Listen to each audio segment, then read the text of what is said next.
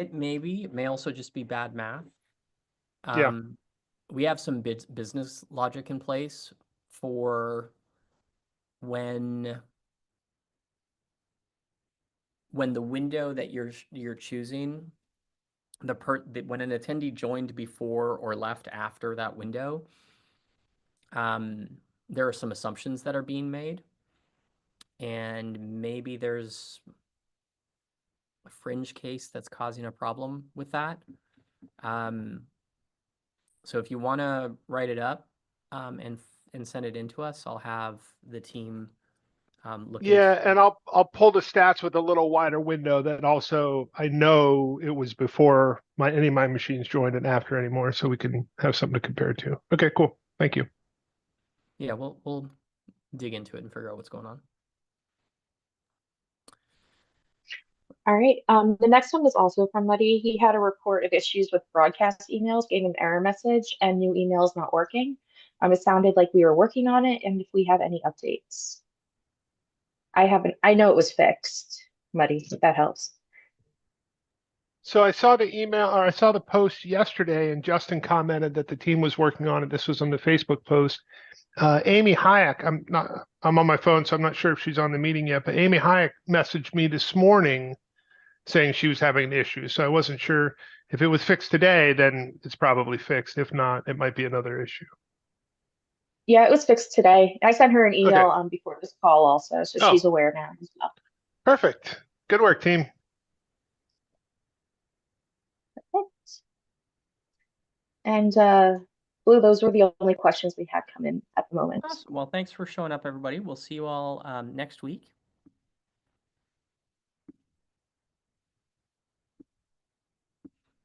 I'm happy to sit here and just chat with you guys for a period of time as you figure out what questions you may or may not have.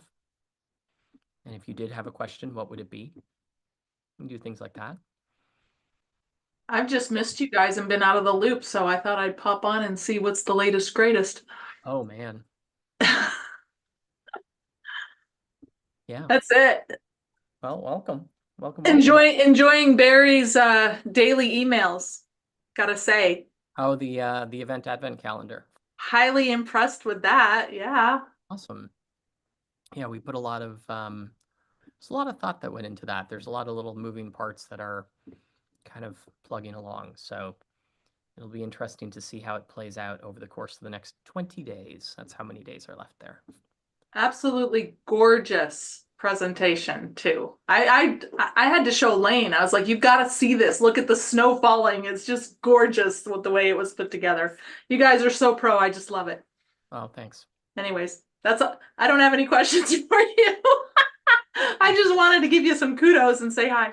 Well, no, I appreciate that. Those are that is it's this little thing that essentially snowballed.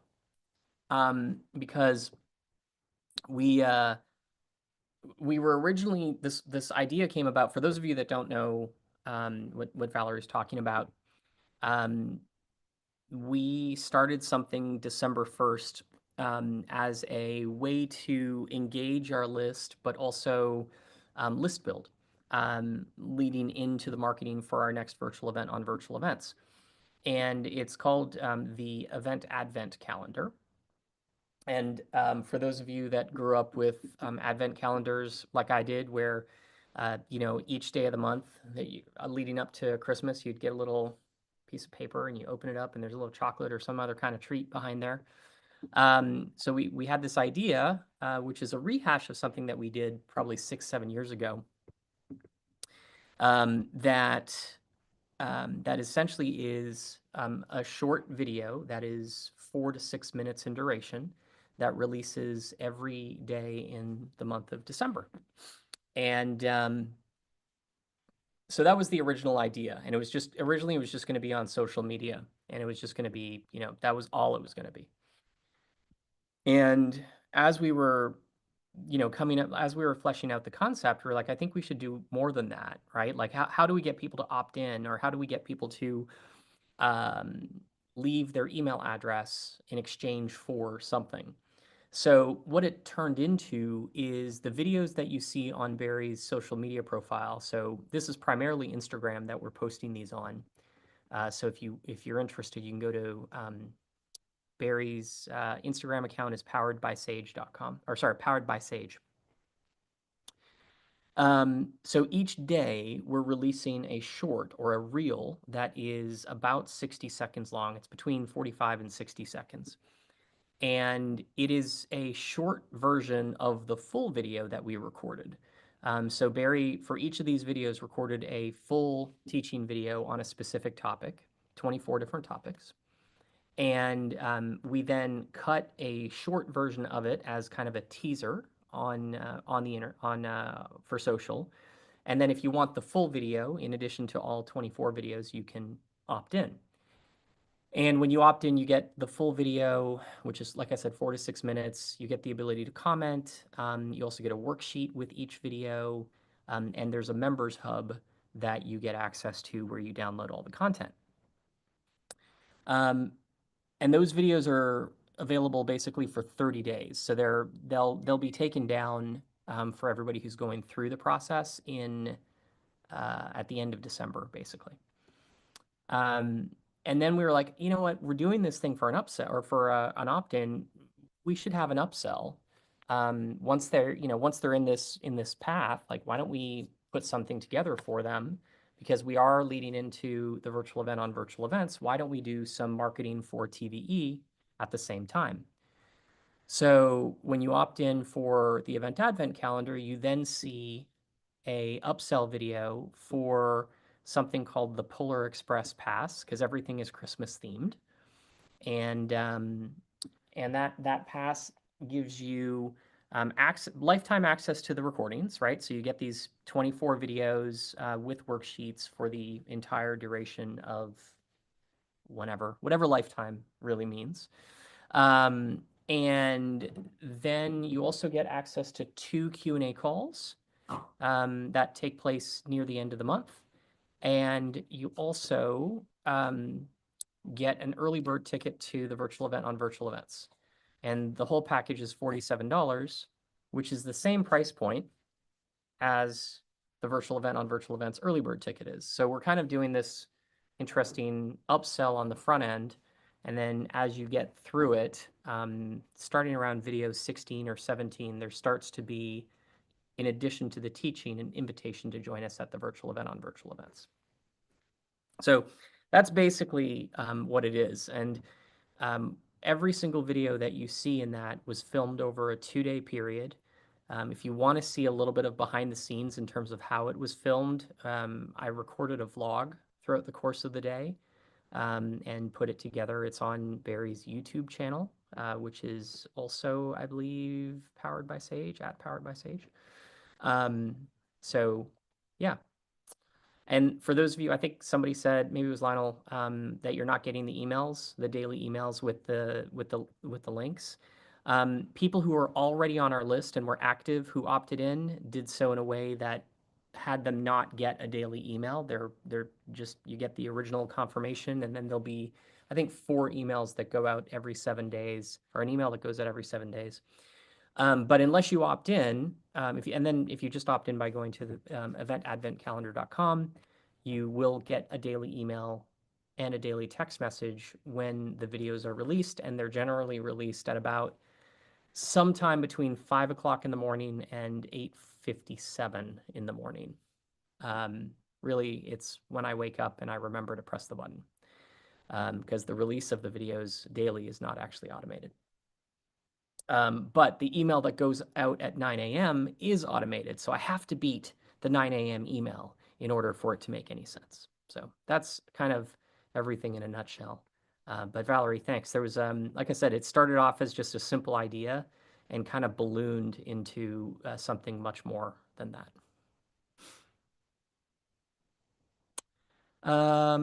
Muddy, I see you have your hand up. I do. Turn the fan off for a minute. Cooking salmon here. Nice. All right, let's go.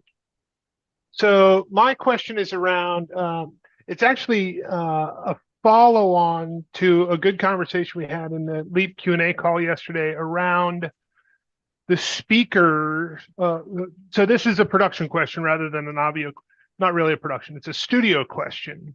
For an event host, an event speaker, just thinking about kind of what's in their line of sight and radar. And in particular, I have a client who wants to build a bigger setup to have multiple gallery views. And when I think about that, it's not going to be, the space that they're using is not only a studio. So rather than having permanent setups with monitors, 12 monitors like Sage, my recommendation was going to be a cart that can hold, like there's a cart that can hold 4 monitors, right? So it's still a massive cart, but I'm just love to get your thoughts on if you were building 15 by 15, or maybe 15 by 20, so not massive stage, but enough to have multiple monitors. Kind of what kind of things would you want in that line of sight? So Yeah, couple I of think gallery views, couple of slide shows, those kind of things. Yeah. So I think it depends on what the experience is that the speaker is hoping to have, right? So the first set that we built way back in like March of 2020, before the first event, was 4 screens across, 2 screens tall. They were 65-inch TVs. And we didn't need 4 screens across, but we wanted 4 screens across because we wanted to put the speaker in a position where they could move and have some mobility and walk across the stage. Um, and, you know, and, um, yeah, and when she walks across and when they walk across the stage, they don't wind up, walking towards nothing. So the main reason that we went wide, right, 4 wide and 2 tall, was because we wanted the speaker to be able to move. And as they moved from one to the other, because we were thinking about it, and we were like, okay, what happens to keynote speakers? Good keynote speakers, right? Some presenters get up on an in-person stage and they stand behind a podium. I'm not talking about those people. Those are boring, right? But people who are really good keynote presenters, when they get up on stage, they walk back and forth on the stage, right? They look in one segment. Generally speaking, what they're actually doing is they're looking at an audience member and then a next audience member, rather than just, right? Like that's how they kind of move around. So we were like, okay, we want to give people that same experience. So that's why we went wide. And then we started thinking, what do we want to see on these televisions? And of course, to give them that experience, we want to see gallery views. Our initial setup, Muddy, actually had confidence monitors on the floor. So it had a countdown timer and a DSM, like a more traditional downstage monitor with a speaker view on the floor, the same way you would at the foot of a stage. And in that moment, we were like, okay, that's literally after the first event. That was the first thing that we changed, because we realized that we didn't want that view on the ground. It's fine when you're in person and the person's looking down, because when you're on a stage, you're already kind of looking down at the audience because they're lower than you. So to look a tiny bit further down, yeah, exactly. But when you're looking at televisions, those TVs were like right in front of you. So the eye line change to look at a confidence monitor on the floor was significant. So that's when we started routing, and that may have even happened like day 2. That's when we started routing presenter view, at least at eye level. So that was kind of how we started. So what I would say to you is, what does this person want, right? Do they want to just be able to stand at like a standing desk and not move? Do they want to have a little bit of mobility back and forth? Because that's going to determine, if you're going to put up 4 screens, that's the first thing that's going to determine whether or not, like as an example, using that number, whether or not you're going to go 4 across or 2 across and like 2 up, 2 across. And that's a big decision, because it's very different equipment. You know all this, right? But it's very different equipment. and you can get like, I mean, you've seen the one that we have, or the first, I think you saw the first one, the first TVE in person that we did before we got the big LED wall in the in-person theater. We But in had the that. Boss had 4, right? Yeah, Yeah. yeah, exactly. And it's an awesome stand. It's still currently sitting there not doing anything. So if you want it, let me know. Um, and but it's, it's fantastic, and it can do, it can hold 4 TVs comfortably. I think it can actually do more than that. But anyway, so there's some great options. That's relatively tall. If you're moving that particular thing in and out of a room, like once the TVs are on it, you're not moving in and out of a room because it's higher than your standard door frame. Yeah, mostly pushing it against the wall or pulling it out is what I was thinking. Yeah. Yep. So that's probably. Can I, Blue, I would just add, I think a defining characteristic of the whole thing is your team that are running it. Because if there isn't any team on site necessarily that are switching cameras or things like that, then you're probably stuck to kind of one camera. And it might just be, that single setup that they're looking at a bunch of screens. Whereas if you do have someone switching cameras, you can have 2 or 3 cameras and have a couple of sets of screens so that they could be looking straight down the center, or then they can look off at the side and have different people on the screens there. So you could have 2 carts with screens on it, because you can switch cameras. And I think it's a good look then. It looks great, but it depends on whether it's a kind of a solo operate type idea, or if there is team members, Muddy. Is that kind of where it's going? Yeah, Idea? and I'm thinking about, for this level of setup, it's not a one person operation anymore because we'll probably want 2 PTZ cameras, to be honest, so that there's more flexibility and that they can be controlled remotely, as opposed to they had someone in studio as a camera operator just kind of with a fixed camera on a video head, but that of course Yeah. doesn't work to run remotely. So I'm thinking, 1 or 2 PTZ cameras along with this setup. So yeah, this is great. A second camera is so nice. That event you and I were working on, Muddy, every couple of weeks. Just that side camera that had the whiteboard, the vibe board in it, as a slightly different view, just worked really nicely. And that was, they were still only seeing the same gallery view, but having that slight side camera was more interesting. And it created an opportunity to get more intimate as well. You could go off to the side for a little while, and then you could switch back to the center camera, and they could lean into the camera as well. And so just having that variety worked really nicely, and being able to switch those cameras. So PTZs, would be perfect for that.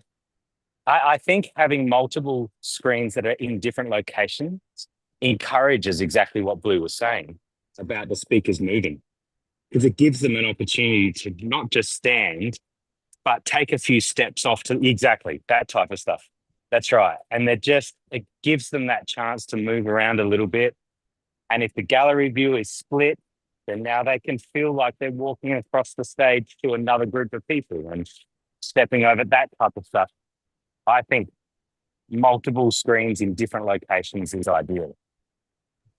That might actually help keeping those kind of confidence monitors and notes in the middle as well, right? And so having the galleries kind of on either side.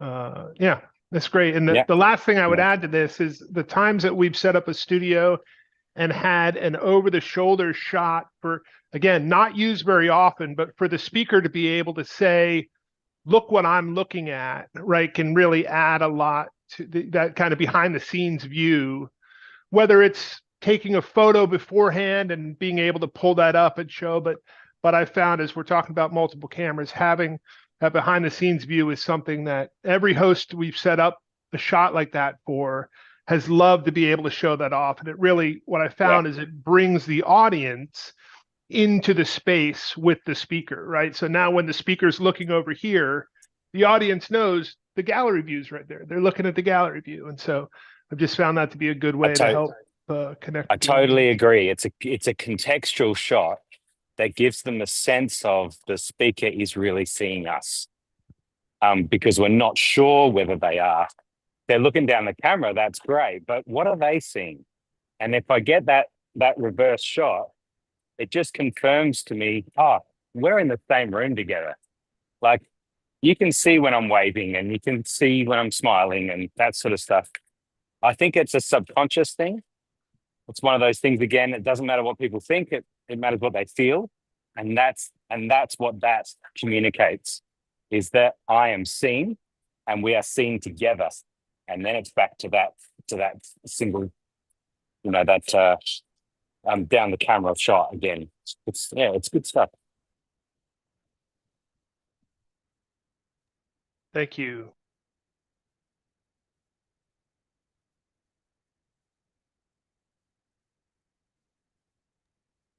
Well, that gave us some time to grab a couple of questions if you want to jump into those. Let's go. So Jeff said we discussed a test emojis button to run a demo loop of about 30 seconds on a previous call. Is that still on the dev pipeline? Ask that question one more time. A what?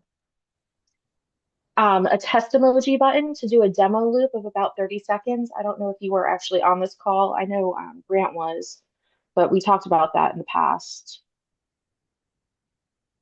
Yeah, I don't know what we're talking about. Can I give you a quick little update? Yeah, give it to me. Cool. Good to see you. So my challenge is my laptop where I run the emojis is on the other side of the studio. So when I turn it on and then I test something, like the running back and forth doesn't work very well. And so Grant and I had discussed on a previous call, like, it'd be really nice to do like a loop where it would like float up emojis on the screen either indefinitely or for like 10 seconds or 30 seconds. And also talked about how presenters that are maybe looking to film B-roll to promote their event, that might be helpful because they can, show the interactive elements before they're actually live, and without having to bribe family members and friends to tap emojis on the dashboard. So I was just curious if that was something that was being worked on at all. I mean, not to my knowledge, but Grant may have, if you had the conversation with Grant Yeah. and he gave that as a task to the dev team, maybe. Did you notice that I went very quiet in this one? I just left that hanging for a little while.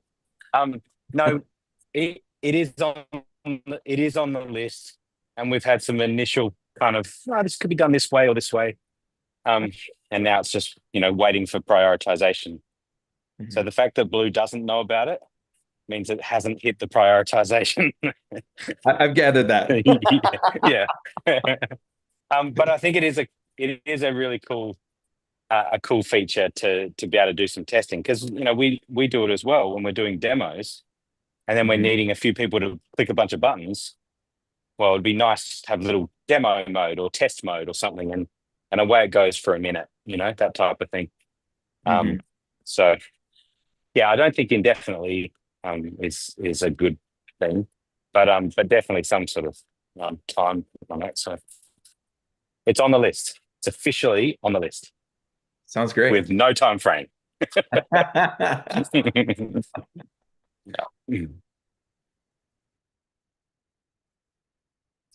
All right. The next question was from Jamie.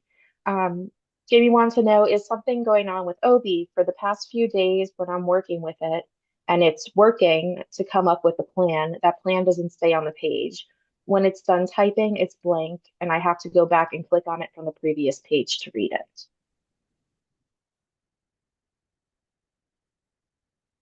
Yeah, that sounds like a bug, and not one that I'm aware of, but I will try and replicate it and see if, yeah, see if it's a universal problem, and if it is, run it up the flagpole.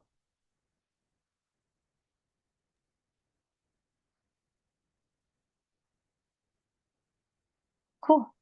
All right. Yeah, I'm sorry. I don't have a Lion, better answer. I'd like if I haven't experienced it, then it may be a bug. I have absolutely no idea in this moment. I haven't myself personally been in Obi in the last 3 or 4 days.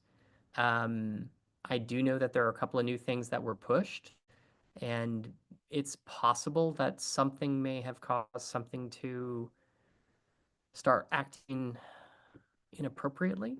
But I'm not sure without digging into it. It's Blue, it's not that it's not there at all. It's just that it doesn't show up on the screen and you just have to go back Yeah. to you know, and I feel like such a beginner asking this question, which I am a beginner, but No, it's no, no, like, don't feel like that. It's like it should the completion, what we call the completion, which is the result after you press the blue plus and you've answered the questions, if there are any questions associated with that prompt, the response should show up on that dark blue page with light. right.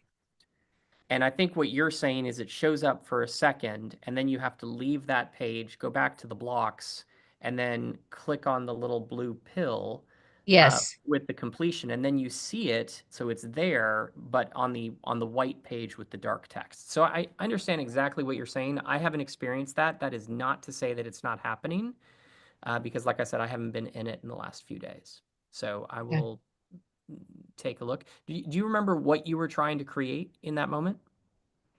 The last thing that I worked on was I was working on the lead magnet. Okay. But I decided to change my right fit client. And so I had started over a couple of days ago working on the whole thing. And I think at first it was working right. And then all of a sudden it just started doing that, and it's like it does that. I couldn't even figure out how to go back and change the name of how it comes up with the date created on this certain date and all that.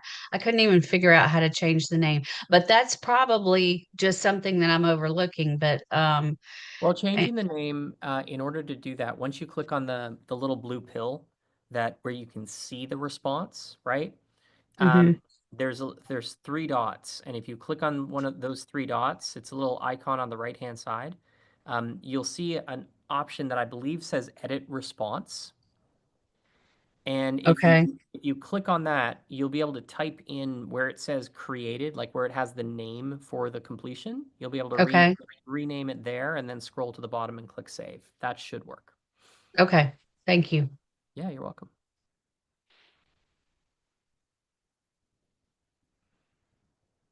All right, Heather, go ahead. Lion wants to know, how do we set up a studio tour, if that's even possible? I mean, anything's possible. If you're in Charleston and there's nothing else going on, I'm sure there's somebody who's willing to walk you around. Do you mean an in-person tour, or do you mean like you want to see a virtual tour of what the studio looks like? No, in person. I live right down the street from you guys, so I'd be down there sometimes. Rodney, Yeah. you I- want to I would say reach out to events@poweredbysage.com. Just let us know that when you're around and communicate with the team, and happy to have you come by and take a look around. Perfect. Thank you, sir. Yep. For the low price of $15 million. want to be the father?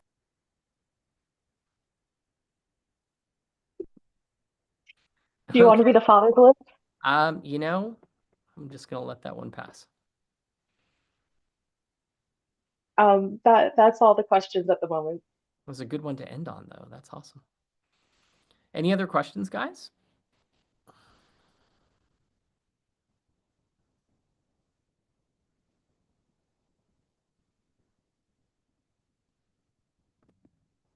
You made us feel guilty the other day when you said that Barry showed up one time, so I wanted to come just to listen, as always.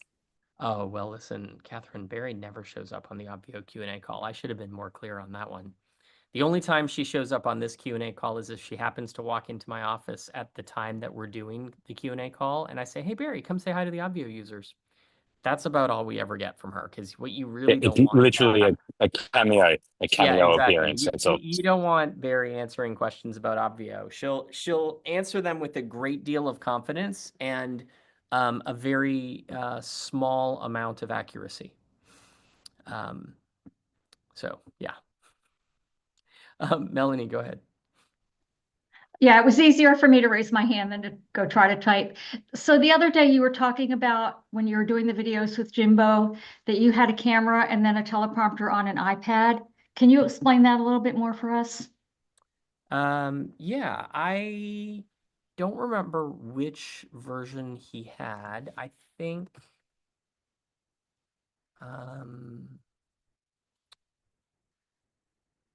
let's see.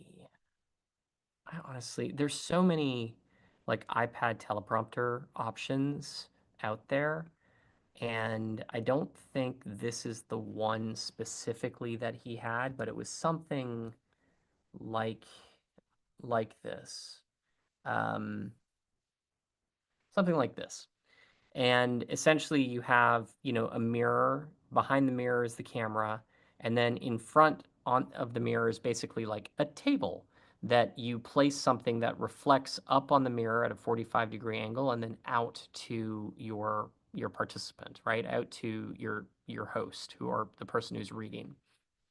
So it was something like this. It may not have been this particular brand, but it was something very, very much like that. And then the software that we were using for the teleprompter, and there's hundreds of different teleprompter software out there, and I think they're all fine. I don't know that there's any, major advantage to one over the other, because in the end, they all have to do essentially the same task, which is give you the ability to scroll text on a black screen. Ideally, they give you the ability to change the font size of that text, change the speed of the scroll. Some of the more advanced ones have some AI type features that follow along with you in the script, so that they're kind of self-scrolling.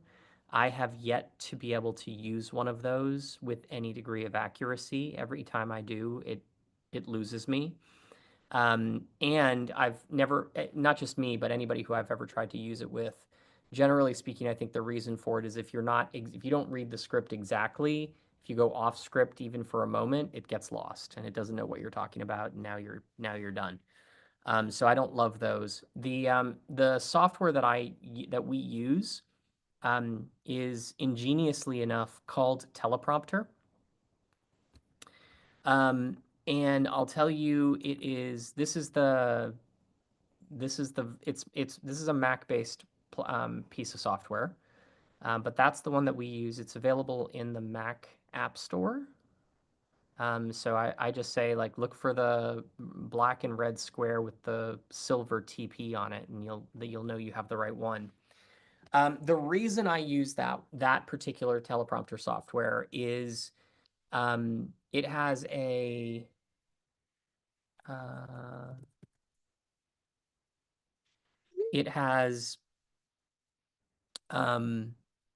has the ability to broadcast the screen, whatever you're looking at on the computer, to another surface, another TV surface. So if you have an external monitor connected to the computer, you can stream to that.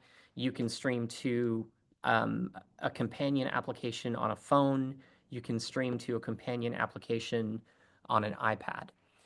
So what we had in place was an iPad that was connected to the teleprompter software on a computer. So Jimbo's looking at the computer, and what he sees on the computer is mirrored on the iPad, which is what Barry saw. So that's essentially what we were doing.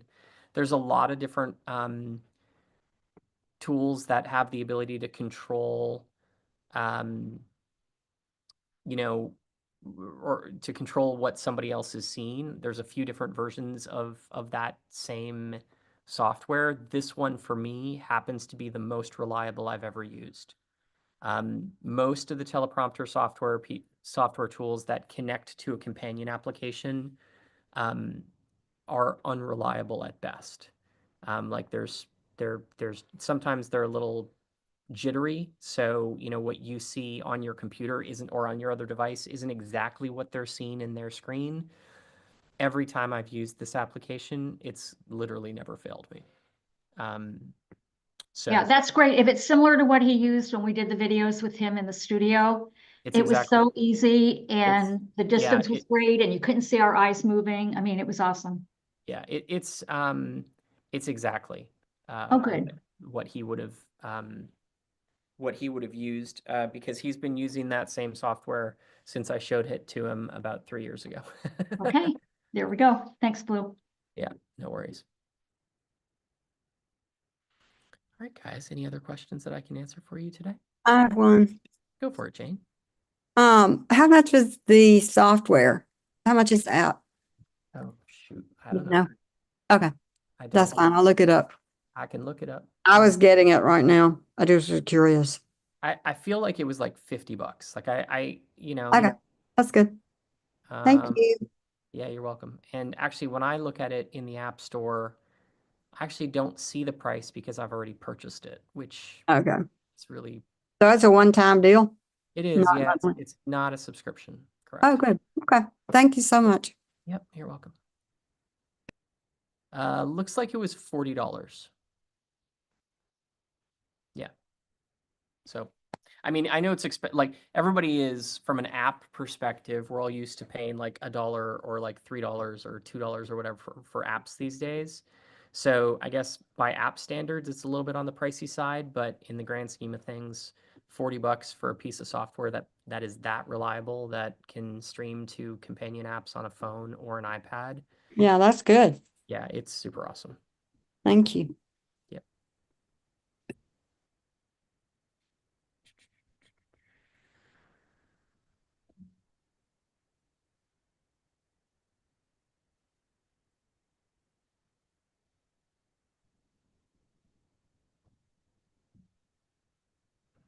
Yeah, I'm kind of with Jeff. The prompter itself, I love the Elgato prompter.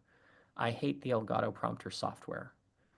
So I actually use the Elgato prompter with the teleprompter software personally. That's not to say that you won't love the Elgato software. I've tried to use it a couple of times, and I just don't think it's as intuitive and easy to use as the teleprompter software. So I actually, I have that Elgato prompter um, on my computer or on my camera at the office, and I happen to love that thing. It I is, got really sick of fiddling with iPads. yeah, I love that the monitor's just built in. It does the one thing. You drag it over to the display. It's, yeah, from a hardware. I've not used the app you've talked about, Blue, so I can't compare apples to apples there. Yeah, the Elgato one feels like it needs another iteration or two. Like it's better than a lot of teleprompter software out there, but it feels like it's a couple iterations from being yeah, super user friendly. Yeah. yeah. It's still early, right? Because that prompter Mhm. only came out, what, a year and a half ago, and Yeah, it's not been very long. no, and the software came out at the same time, right? So Mhm. they didn't used to have a teleprompter software that they paired with hardware. They wrote the prompter software for the hardware. So it's new, just like the hardware itself. Yeah, and voice sync, I know for those that use it say it's amazing. I've not been able to get mine to work. I've been working for over a month and a half with Elgato to try to get it to work, and yeah, they just can't seem to figure it out. So I always find, like, the ones that I've seen that work the best, my problem with them is it doesn't scroll smoothly. So it'll be like, oh, you're down here. I'm like, God damn, this is hard. I will just put it at a certain level and I will speak at that at that speed rather than trying to have something follow me. yeah, it can be really frustrating. I use a Stream Deck pedal. Mhm. So I just keep one foot on it and it's just a pause and play. So if for some reason I'm going to go off script or I'm going to take a little more time, I just tap that. And then when I'm ready to resume, I tap it again. Nice. With a little practice, you can't see any movement. Yeah, I haven't. I've seen that, and I've thought about it. I just haven't actually pulled the trigger. Yeah, it's nice. Always fun to play with new hardware. I'm currently in the process of building a little iPhone rig that I've kind of gotten obsessed with to shoot videos, but to slightly elevated, but without having to carry a camera and larger mic and all of those things around. I'm not entirely sure I'm saving any space by the time everything gets put together, but we'll see. I am kind of excited about it all. Once I have it done and I've shot a couple things with it, I'll let you guys know. That'd be fun to see. All right. Anybody else have any questions? So many of you here. It's like I guilted you into it. I swear I didn't. I was, Bent. Okay, since there is not so many heavy technical questions, I take a chance. Here, I was, as always, very happy to join the meeting, and already from the first minute, I got a lot of inspiration, and just like I did on the virtual events. Boosted me up, and it still lasts. It hasn't gone an inch, and I'm looking forward to the next one.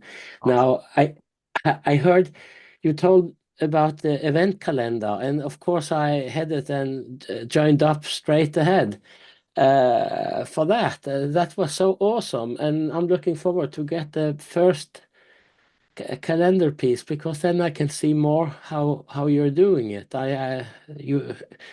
There is so much to learn from what you're doing, I think. And I had one question that is not really a technical thing, but maybe I could try, because it's highly relevant for using the system anyway. Go for it. And that is, at the event, you recommend the 3-day because it is proven and so on. And I know when this is what you teach, this is what you stick to. However, I have, to start gently off, I have used a community, Mighty Network community. And I made a boot camp. I'm actually on the way to make a second boot camp, and start to find some success in how to do it. And one of my biggest selling things for that is actually when I can say, you don't get a program with specific times you have to be there. You can go through this in your own space. Then they join. And then I look forward to, because I have postponed my first event. It should have been here a couple of weeks ago, but it will be in a couple of weeks. So I'm about to set up a program. But the question is, the 3-day event, I have a feeling if I take it to 2 days, but because I can use the community, I can spread out things so they get to know me. Anyway, can you see what I'm heading at? So yeah, I'm not kind of cutting it down, but I'm spreading out the beginning of it a little more gently, and then have it more intense towards the end. So here's my thought on this. I think all of this depends on what you're trying to accomplish in the end, right? If what you're trying to accomplish is to develop rapport and, have people get to know you, and maybe make an offer for a product like a 197 or a 997 digital course, something along those lines. The 3-day model, the way we teach it, isn't necessary, right? You can do that with a challenge model or a summit model, right? That's spread over a longer period of time, and shorter durations on each day, kind of like what you're talking about. But in the end, if what your goal is to sell a high ticket offer, something like Leap, where you join for a year. It's, just shy of $15,000 and you get X number of things over the course of the year. Well, that model, what we have found is there are really only two ways to sell a high ticket offer. Okay. Way number one is and when I say there's only two ways to sell it, it's not to say that you can't sell some high ticket offers another way. The two best ways to sell a high ticket offer, okay, are either one-on-one sales calls or a one-to-many multi-day event like what we teach. There's nothing else that comes even close to those two models, right? So if what you're trying to accomplish is sell a high ticket offer, I would caution you against doing anything, not because I want to be right, but because I want you to be successful. I would caution you against doing anything other than the model that not only do we know works for us, but we know has worked for hundreds of people, hundreds, actually, probably at this point, thousands of events, and has quite literally generated billions of dollars for our clients, right? And that's not even talking about the people that, listen to Barry on a podcast or see a video and get inspired and do the thing, and we don't even know they're doing it, right? That's just money I can track. So I think, it just you have to decide what is the outcome of your event. And if the outcome is I want a lot of people to sign up for the most, or not a lot, the most amount of people possible to sign up for my high ticket offer, then a 3-day event is hands down the only way I would do it. And not because it's what I teach, it's because it's what works. Like if I didn't teach it, it's what I would do. Okay. And I'll also say to you, anytime I have a conversation with a client or a potential client who comes to us, because this happens often, Bent, you're not the only person who thinks this, right? They'll come to me and say, hey, I'm thinking about doing a high ticket offer event, but I would really like it to be 2 days. We don't do it. And this is people who pay us, like when we produce an event for somebody, it's 6 figures, right? 6 figures US. So you would think, wouldn't you just be willing to do it for $100,000 and just do a 2-day event? No, I'm not.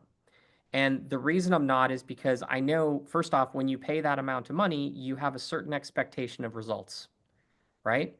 Like if you came to me and you paid us $100,000, you would expect a profitable event, and as you should.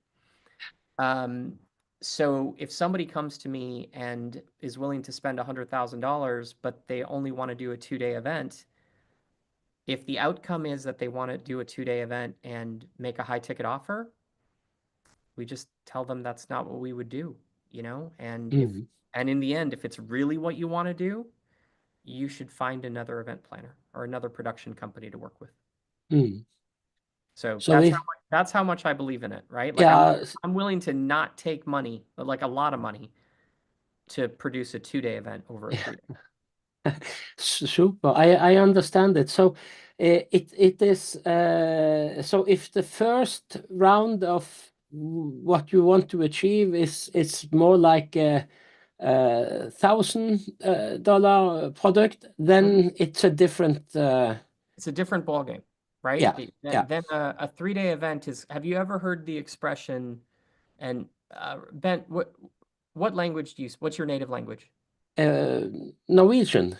Okay.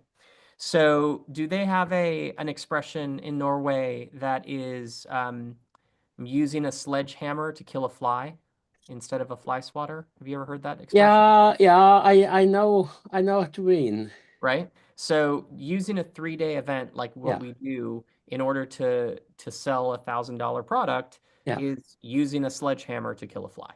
It's just not necessary. Nice. Okay. So we always say, or whenever we're working with clients, it's, what model they should use is largely dependent on what the outcome is that they want. Yeah. Awesome. I have a plan. I love it. But I will intensify the last 2 days because still creating the atmosphere around it when we come to the end. So, Well, and listen, that there's nothing wrong with that. And to Muddy's point, Obvio works great for webinars. It works great for yeah, challenges, for summits, for 3-day events, for 1-day events, for 5-day events. Like yeah. it's really a platform designed to help you elevate Zoom-based events regardless of duration. Yeah. Thank you. You're welcome. You're welcome. Heather, any other questions, or are we going to wrap early today? No, no other ones have come through. Any other questions for you guys before we wrap for the day? No? All right. Well, I will say this. I hope you have a great rest of your Wednesday. I'm doing this from home today, so I'm going downstairs because we're hosting Village Impact, which is, I don't know, some of you may know Stu McLaren. It's Stu McLaren and his wife Amy's charity that they have that builds schools in Africa. And once a year, they do a fundraiser called, well, internally, we call it the prediction call. But what it is called this year is Ideas for 2025. And the call is actually happening on Friday night, and it's free. So if you guys want to join, you should. You can go to ideasfor2025.com. Muddy just dropped a link in the chat, and sign up because there's some really cool people who are going to be on that call. Barry's going to be on it. You've got Stu, Jeff Walker's going to be on it. You've got Michael Hyatt who's going to be on it. The founder of ConvertKit is going to be on it. Jenna Kutcher is on it. There is a whole slew of really incredible speakers who are going to be sharing their predictions and their ideas for the year 2025 and what lies ahead in this education space that we all live in. So if any of those names ring a bell, definitely head on over to ideasfor2025.com and join it.